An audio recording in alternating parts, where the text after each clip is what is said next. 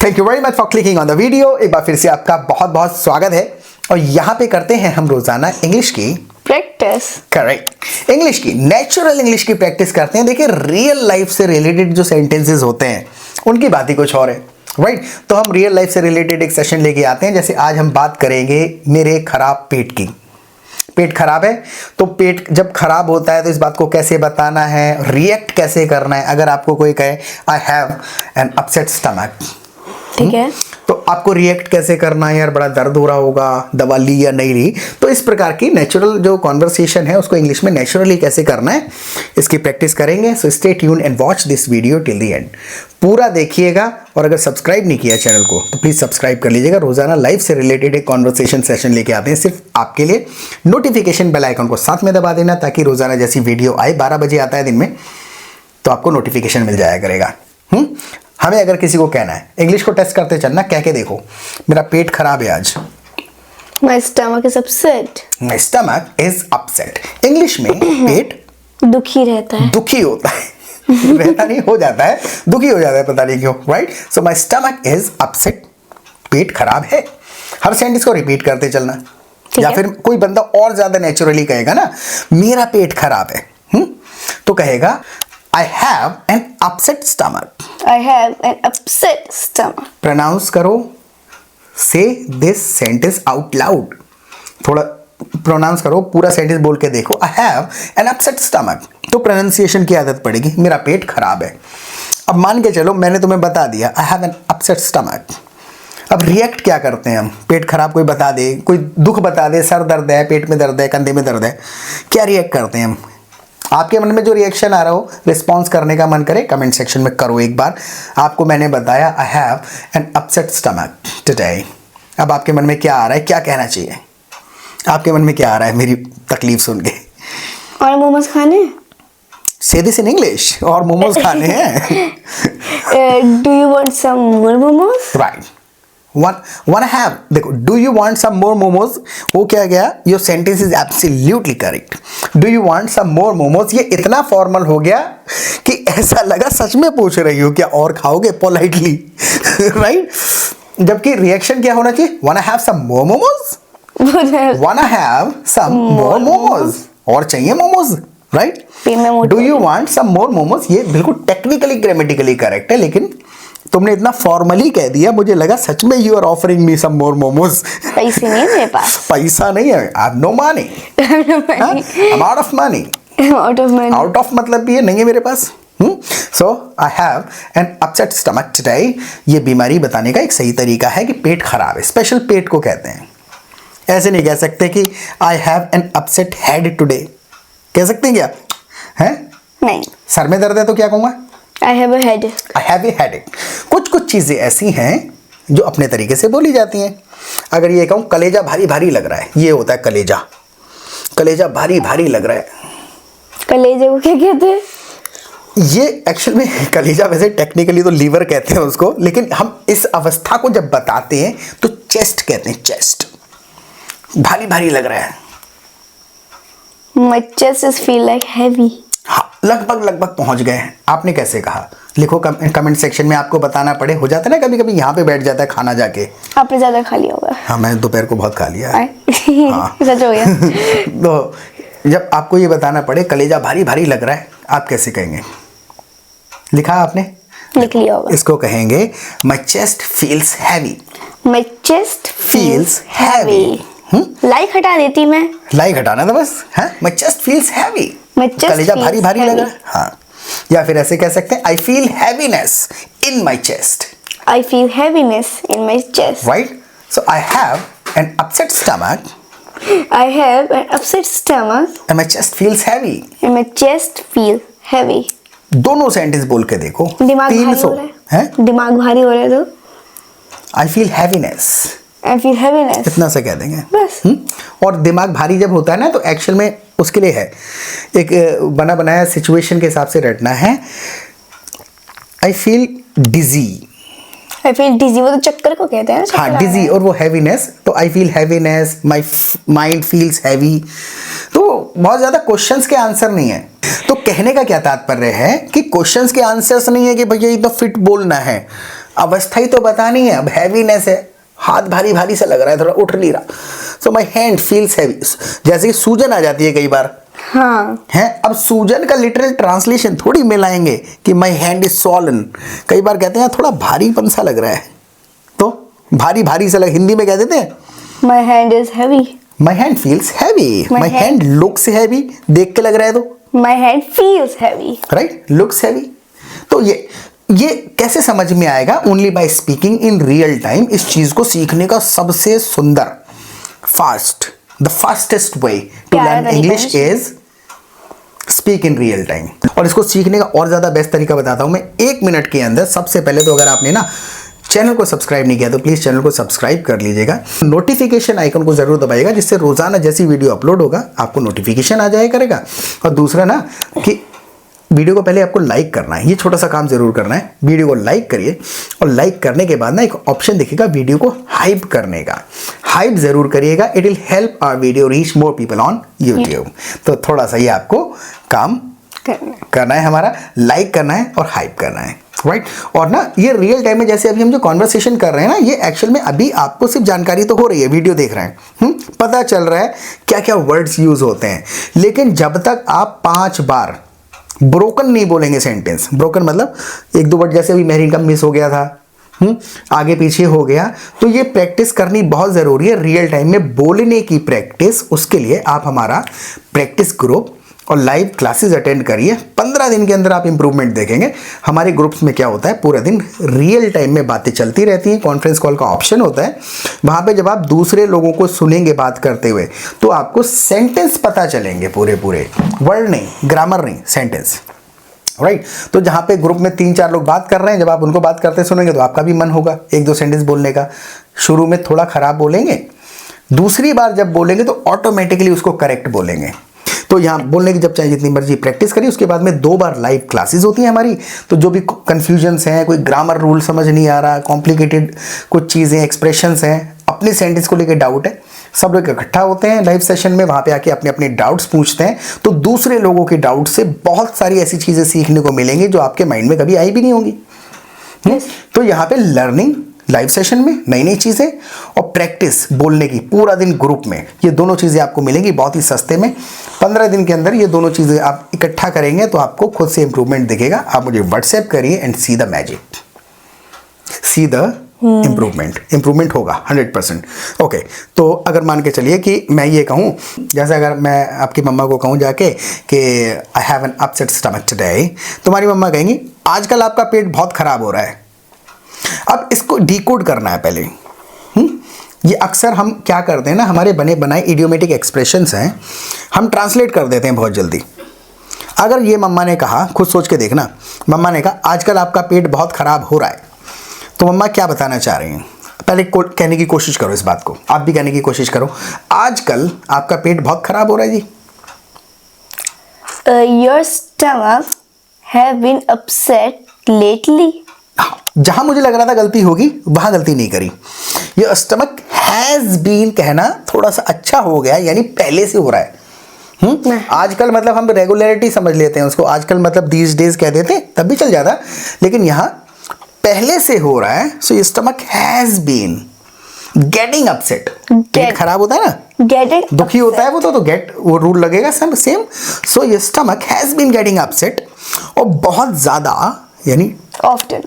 To often नहीं, spelling है वो ऑफ्टन, ऑफन कहते हैं उसे बस। Often. Your stomach has been getting your stomach has been getting upset too Often. जरूरत से ज्यादा often। Lately. लेटली लगा दिया, यानी कुछ दिनों से, बीते कुछ समय से। लेटली मतलब होता है बीते कुछ समय से। तो एक बार रिपीट करके देखो, your stomach has been getting upset too often lately. Too often यानी बहुत बार, ऑफन मतलब बार बार, टू ऑफन यानी जरूरत से ज्यादा बार।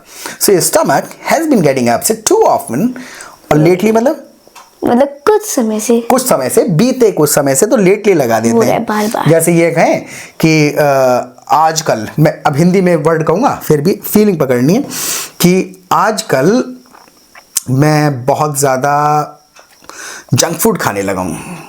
आजकल कहा खाने लगा हूं, तो मैं बता रहा हूं पहले से कुछ दिनों से है। तो I have been eating junk food too often lately.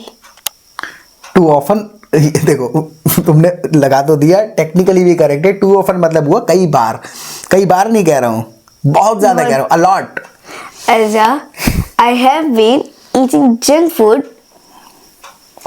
I have been eating a lot of, I have been eating a lot of junk food lately. Right. a lot of समझ गए ना, और टू ऑफन में फर्क समझ पता चल गया। ऑफन मतलब बार बार, हाँ, और लॉट मतलब बहुत ज्यादा। बहुत ज़्यादा। बहुत खा रहा हूं, तो I have been eating a lot of junk food lately. lately। और अगर पेट बार बार खराब हो रहा है तो My stomach have been getting. My stomach have been. Has, एक है, बहुत सारे नहीं है। My stomach. बहुत सारे. हाँ एक है ना। My stomach has been getting upset too often lately. Correct. हाँ बोलेंगे तो आएगा कि शायद आजकल बहुत जंक फूड खा रहे हो आप। मॉडल्स कह देते हैं इनको, तीनों को यूज करके देखते हैं। माइट, मे, मस्ट, परहैप्स, सबका मतलब है अंदाजा। मैंने कह दिया आई have an upset stomach today. ठीक है. अगर कहना है कि दर्द हो रहा होगा यार, पहले इसको रिएक्ट करके देखो, दर्द हो रहा होगा। I think your stomach is hurting. सही है, आई थिंक लगा दिया, ओपिनियन तो ही देना है। I think your stomach is hurting. लेकिन आपके मैंने साइंटिस्ट में पता है थोड़ी सी क्या कमी रह गई है, बाल बराबर। उसकी पूरी कर दो. हाँ पूरी करके बनूंगा। मैसेज आ रहा है लेकिन उस फीलिंग के साथ नहीं आ रहा है। जैसे तुमने कहा I think your stomach is hurting, तो आपने अपना ओपिनियन बता दिया केवल कि मुझे लग रहा है आपके पेट में दर्द हो रहा है, जबकि फीलिंग ये है दर्द हो रहा होगा ना। दर्द हो रहा होगा ना. है पर्सनलाइज थोड़ा सा ऑप्शन है, तो कहेंगे it must be hurting. It must be hurting. Your stomach must be hurting. Must be एक अलग स्टाइल है कहने का। जब आपने ऐसे कहते ना आई थिंक, तो थोड़ा सा अलग हो गया बहुत कि अलग मुझे लग रहा है, मेरी फीलिंग से मतलब नहीं रह गया है। आई बात समझ में? हाँ. आया डिफरेंस समझ में? तो वही है। तो वो कैसे, ये कमी कैसे दूर होगी? टेक्निकली सेंटेंस तो बना लेते हैं आप, फीलिंग रह जाती है? तो मैंने कहा आई have an upset stomach today, it must be hurting. It must be hurting. तब लगा कि हाँ तुमने मेरी बात को रिस्पॉन्ड किया है। ठीक है. It must be hurting. और ज्यादा दर्द जताना है, it must be painful. It must be painful. Painful मतलब बहुत दर्द हो रहा होगा है। दो दवा ले लो. You must be in pain. You must be in pain. In pain बता दिया कि बहुत और ज्यादा दर्द, कि दर्द में हो गए तुम। You इस should type take का। medicine. या you should take medicine. Medicine. आप करी ना बात सही सी। अब लगा कि हाँ मुझसे बात कर रही हो, वरना ऐसा लग रहा था कि अपने इंडिविजुअल सेंटेंस बोलती जा रही हो कि I think your stomach is hurting, right? ठीक है. तो टेक्निकली करेक्ट है, लेकिन कनेक्ट ही नहीं हो पा रहा था। मैं कुछ कह रहा हूँ, अपना ओपिनियन दी जा रही है। ये है थोड़ा सा, राइट? तो इट मस्ट बी हर्टिंग। तो ये जो हमने मस्ट यूज किया ना, इस मस्ट का मतलब क्या हुआ? मतलब दर्द हो रहा होगा, अंदाजा. अंदाजा हम बहुत श्योरिटी के साथ बता रहे हैं, it must be. It must be hurt. It must be hurting. अब देखो, मान के चलो कि अगर तुम्हें मुझसे ये कहना पड़े शायद आजकल बहुत जंक फूड खा रहे हो। Maybe you have been eating junk food a lot. नहीं, maybe you have been eating a lot of Of junk food. A lot of junk food. है, मे बी कर दिया आपने, अलग कर दिया अंदाजा। Maybe you have been यानी आजकल पहले से, You have been. Maybe you have been eating a lot of junk food, Maybe you have been eating a lot of junk food. और लास्ट में अगर लेटली और लगा देंगे तो कंपलसरी नहीं मजा है। आएगा। हाँ और अच्छा लग जाएगा कि कुछ दिनों से, बीते समय से। So maybe you have been eating a lot of junk food lately. Lately कह दिया। अब इसी बात को जब थोड़ा सा ये रट जाता है बेसिक स्ट्रक्चर, तो मैं ऐसे कह दूंगा you might have been eating. You might have been eating a lot of junk food lately. Same वही रहेगा, मे का माइट कर दिया, मतलब वर्ड ऑर्डर बदल दिया बस। मे भी अलग ना लगा करके सेंटेंस के बीच में लगा दिया। जो You अलग है, might have been eating a lot of junk food lately। मे और माइट में कोई फर्क नहीं है, सिंपल, है। दोनों लगभग सेम है। मे भी अलग करके कह देते हैं, ठीक है, और माइट सेंटेंस के बीच में घुसा देते हैं। टांग अड़ाने के लिए। कंपल्सरी बताऊं, बिल्कुल श्योरिटी के साथ बताऊं तो मस्ट कर दूंगा। You must You must be eating junk food. You must have You must have been eating a lot of junk food lately. ठीक है, तो मस्ट, मे, माइट तीनों का मतलब संभावना है। मेन रोल क्या है? Have been. Have been. उससे पता चल रहा है कि आजकल खा रहे हो। जैसे एक दूसरे सेंटेंस में यूज करके देखो, मैं कहूं तुम्हें ध्यान से सुनना चाहिए। You should hear carefully. Listen, carefully listen करेंगे। You should listen You should listen carefully. Carefully. अब अगर इसी बात को मैं ये कहूं सुनना चाहिए था ध्यान से, ठीक है, तुम्हें ध्यान से सुनना चाहिए था। हाँ, ये देखो, यू शुड तक तो ठीक है, यू शुड चाहिए। अब ये कैसे बताएं? पहले चाहिए था, हैव से बताते हैं। You should have listened carefully. Listen carefully. Basic rule ये है कि हैव के साथ थर्ड फॉर्म लग जाएगा। हैज, हैव, हैड किसी भी सेंटेंस में यूज करते हैं तो थर्ड फॉर्म। थर्ड फॉर्म लगा देते हैं। तो सिमिलरली बेसिक रूल क्या है कि हम वर्ड का मीनिंग जो है वो लगभग सेम रहेगा। May, might, perhaps, must, should, could, सबका मीनिंग सेम रहता है। लेकिन जब हम डिफरेंशिएट करके बताना चाहते हैं ये काम अभी नहीं पहले, तो हैव लगा देते हैं। हाँ, जैसे ये कहूं कि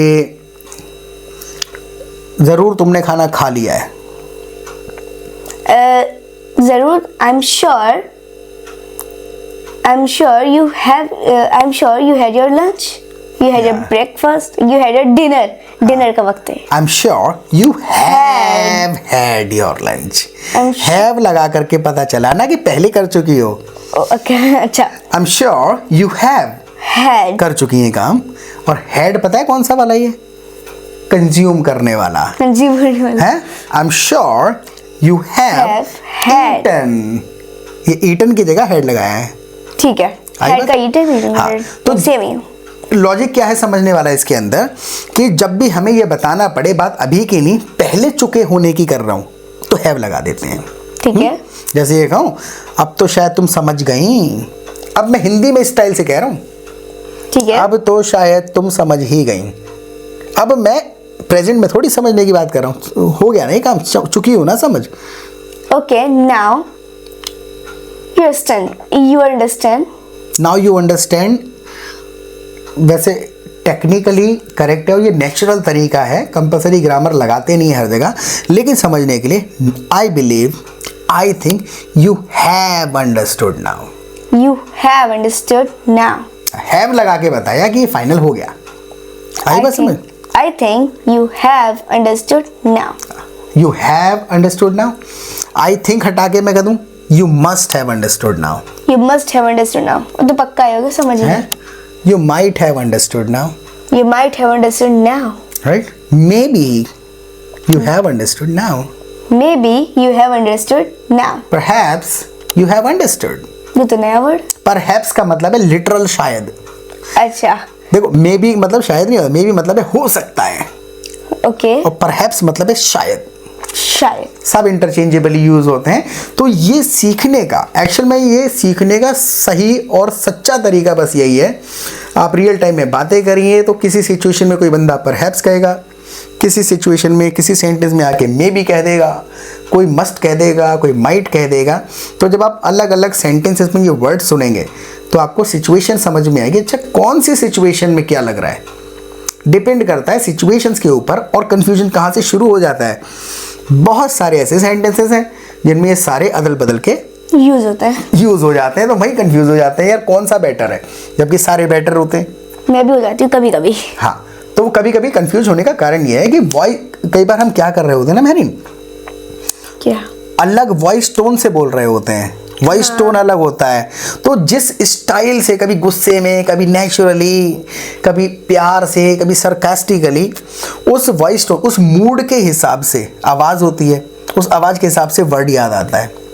कभी होता है ना, कभी अम्मी, कभी मम्मा, हाँ। कभी अम्मा, तीनों वही है लेकिन मूड के ऊपर हम तो कुछ भी कहते हैं। हैं। तो सिमिलरली तो ये बहुत सारे ऐसे वर्ड्स हैं जो सिचुएशन के हिसाब से हमारे माइंड में आते हैं, तो वो सिचुएशन में उस मूड में कौन सा वाला उस फीलिंग को एक्सप्रेस कर रहा है, उसको सीखने के लिए क्या करना है? Speaking speak in real time. Time. तो इस सेशन के बारे में आप हमें फीडबैक ज़रूर देना एक बार कि इससे आपको थोड़ा बहुत मे, माइट समझ में आया, और हैव लगाने का तात्पर्य क्या है सेंटेंस में। अक्सर शुड के साथ हैव क्यों लगा रहे हैं, कुड के साथ भी हैव क्यों लगा देते हैं, may have, must have, might have क्यों लगा रहे हैं, ये समझ आया? तो प्लीज़ ज़रूर कमेंट सेक्शन में येस करके बताइएगा कि I have understood all this. और इस सेशन के बारे में आप हमें फीडबैक देना। प्रैक्टिस करते रहें। बाय।